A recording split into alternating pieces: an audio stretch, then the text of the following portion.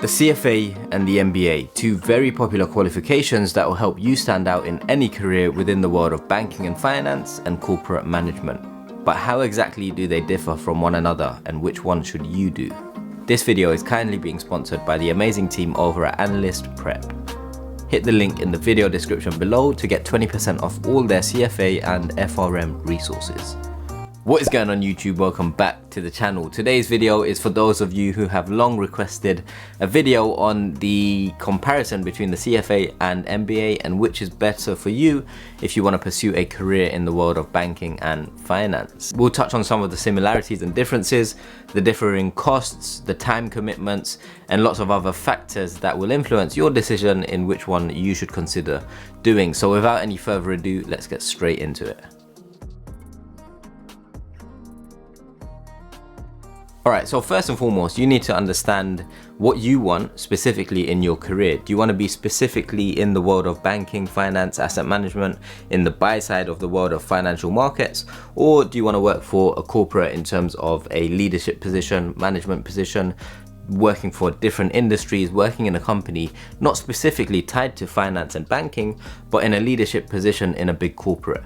Because these two are very different career paths that people pursue, and they will suit the MBA and they will suit the CFA differently. So for example, if you're going to pursue a career specifically in the world of investing and finance, in portfolio management on the buy side, then the CFA makes more sense because the content that you learn in the CFA is more specific and tailored to this world. If you want to improve your leadership skills, your management skills, if you want to understand how a business operates efficiently, if you want to develop as a leader in a corporate, then an MBA will suit you. Essentially, the CFA qualification gives you deep knowledge in the world of investing and finance, whereas the MBA gives you a more broader knowledge of the world of management, leadership, and running a business.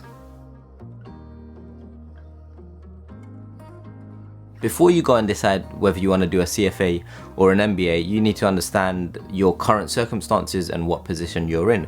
Because if you want to do the CFA, you need to have an undergraduate degree or you need to be in the final year of your degree. And in order to get the letter CFA after your name, you need to have work experience of over 4 years. So you can pass all the exams, but if you haven't been working for 4 years, you can't put the letters after your name. So that's something worth considering.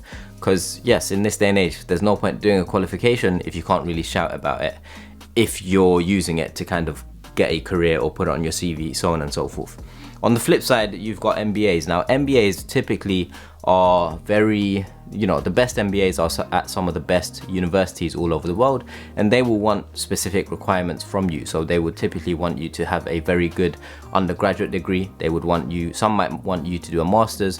Some MBAs will require you to have industry experience. So 1 or 2 or 3 years working in an industry before you go and do your MBA. So it's worth considering these things before you make a decision on which one you want to go ahead and do. So typically, if you're going to do an MBA, you leave the world of work and you go and do your MBA full time. You spend about 2 years to do your MBA and you're just focusing on your MBA. You don't have a day job, it's basically you're doing a degree, full-time MBA. Whereas if you're going to do the CFA, typically, you're not just doing the CFA, you are working a full-time job. Let's say you're working for an investment bank, you work and then after work, you're studying for your CFA, or early mornings before work, you're studying for your CFA. So main distinguishing factor here is an MBA is full-time, the CFA is part-time. Although the recommended hours per exam for the CFA is 300 hours per exam study time, and there's 3 exams. Typically in terms of timescale, so the MBA you can complete it in 2 years. The CFA, if you pass all the exams on your first try and you do it as quick as possible, it will take 18 months, but on average it takes people 4 years. And that's because some of the exams are really tricky, not many people pass, and you're doing it part-time whilst you have a full-time job.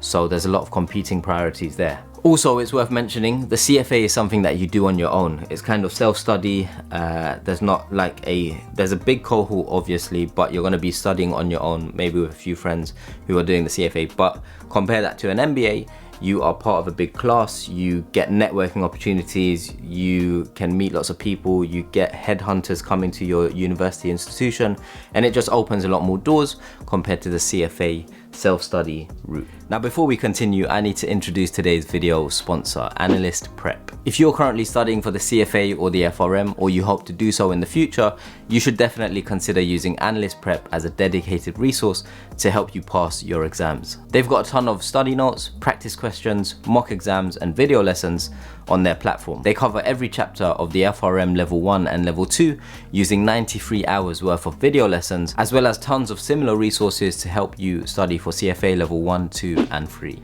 So this is the dashboard, and you can see how you're performing relative to other Analyst Prep users, and you can see your progress in each of the different topics. And then we've got the question bank. Here you can access questions specific to each topic, and there are lots and lots of different questions for each topic. And then we've got lots of different mock exams which will always be useful for you. And then we've got a section dedicated to customizing your own quizzes.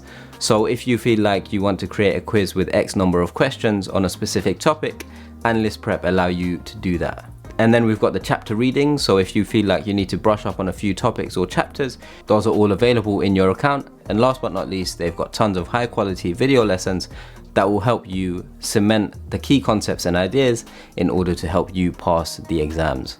Analyst Prep have over 50,000 satisfied customers, and best of all, their products are cheaper than what you might get elsewhere in the marketplace for similar products. If you want a massive 20% off all Analyst Prep programs and resources, hit the link in the video description below and use the code Afzal20 at checkout. Now let's get back to the video. Alright, next we're going to talk about the financial cost, because yes, some of these qualifications can be mad expensive. So what are you willing to spend? The CFA, you can do it for at most $10,000–$15,000. At the minimum, probably $5,000 to $8,000. And most times your company, if you're working for a investment bank or an investment manager, your company will pay for it. So, you know, that's the CFA cost. And that's all 3 levels, by the way. And then on the other side, you've got the MBA. Companies tend not to pay for the MBA for their employees to do it because it's so expensive. There's no guarantee that this individual will come back and work for this company. They might end up at a competitor, right? So companies don't fund MBAs. Your MBA will typically cost you anywhere between $80,000 to $100,000 plus. And that's a big investment. That's a lot of money. And also, you don't really do an MBA when you're working at a company. So it's kind of like, say you're at an investment bank, you're working there. If you are to do an MBA, you have to risk leaving that investment bank, doing your MBA, and then you're not guaranteed a seat at that investment bank after you graduate with your MBA. So, you know, it's a very expensive option. It does definitely make you more employable, but the market can be very competitive, and obviously nothing is guaranteed. So you need to keep in mind the cost and your current situation, the CFA costs versus the MBA cost. MBA cost can easily be 10+ times that of the CFA. So it's something worth thinking about. Alright, so believe it or not, if you have the CFA, or most people that have the CFA tend to earn a bit more on average than those who have an MBA. And you might be thinking, wait a second, but an MBA costs more, surely you should be able to start on a higher salary, blah, blah, blah.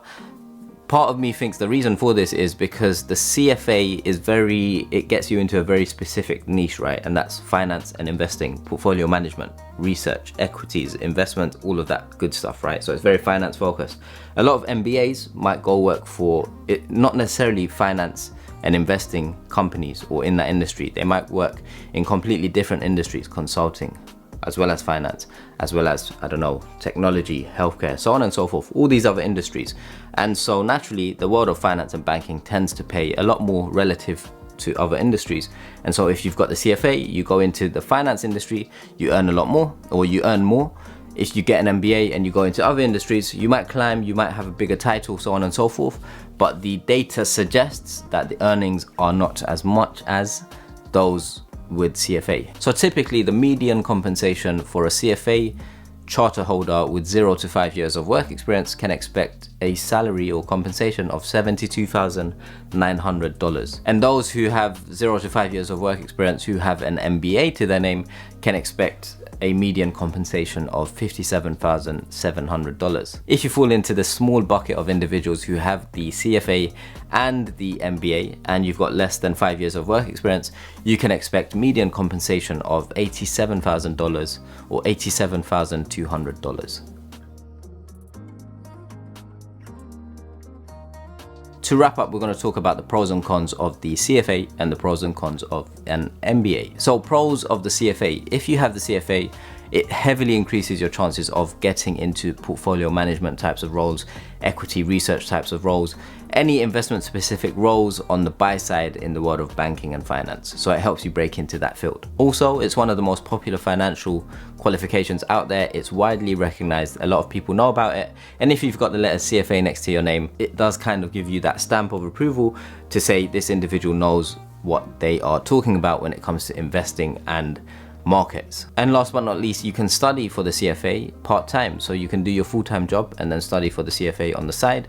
For those of you that aren't interested in, doing it full-time and not having a job, that's a pro to be aware of. In terms of the cons, studying for it part-time can be quite stressful because it does require a lot of work, and especially if you're working in the world of banking and finance, it could be quite stressful. It's a lot of, stress and time in your day. It could be very hard to manage it, so that's one of the cons. Compared to an MBA, you don't get as much or as many networking opportunities, and you don't see as many recruiters and headhunters coming to your university, for example, compared to those individuals who are doing an MBA. You don't get that exposure. Although once you do pass your CFA, you do get invited to lots of different networking events and all of that. But personally, I'm not sure if they're as good as the networking opportunities that you get when you're doing an MBA at like a top tier university. Some of the pros of doing an MBA include you get direct access to recruiters at some of the top banks, because a lot of the investment banks and a lot of these top companies go to, some of the best business schools in the world and directly headhunt and recruit some of the MBA candidates or do interviews there. And so you get direct exposure to that. Another benefit is the network effects. You meet lots of people on your MBA class who go on to do big things, right? Who end up in top companies, top positions. So you get exposure to that network, you broaden your network. This is something that the CFA doesn't give as much whilst you're studying for it. An MBA is a big thing. When you have it on your CV, it stands out. It's kind of like, oh wow, it's very impressive. Compared to like an undergraduate degree or a master's degree, MBA stands out more than all of those. So it's very, very impressive, and it's a nice stamp on your CV to have an MBA. The downsides of an MBA is that you can't work full time. So you're not earning a salary whilst you're doing your MBA. You need to quit your job and go and do 2 years to do your MBA. So that's one of the downsides, depending on how you look at it. And then there's the obvious factor of the cost. An MBA can cost easily over $100,000. And so that in itself is a big decision to make. And when you're already in the world of finance and banking, if you want to do an MBA just to learn, or if you want to broaden your skill set and then leave the world of finance and banking, cool, that will be useful. But if you're in the world of finance and banking and you want to do an MBA and then re-enter the world of finance and banking, I don't know how useful that is. Like, you can just sit in finance and banking and climb. So it depends on your personal goals, career aspirations, and what you want, from a CFA versus an MBA, what you want from doing these qualifications. But it depends on a case-by-case basis on each individual and your circumstances. For more videos on the CFA and the FRM, check out some of these videos. If you made it this far, smash the like button, subscribe if you haven't, and I will see you in the next video. Peace.